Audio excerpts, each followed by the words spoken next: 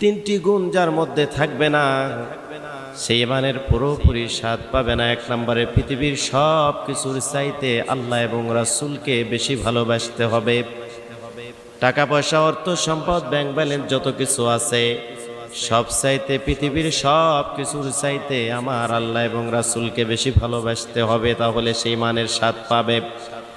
দুই নম্বরে মানুষ মানুষকে ভালোবাসবে দেখানোর জন্য নয়, শুধু একমাত্র আল্লাহর সন্তুষ্টির জন্য যদি কোনো মানুষ মানুষকে ভালোবাসে, তাহলে প্রকৃত ঈমানের স্বাদ ওই বান্দাটা পাবে।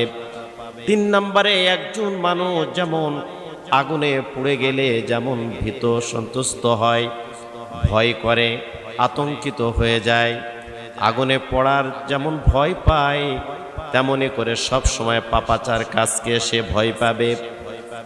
কুফরি থেকে, শিরিক থেকে, বিদআত থেকে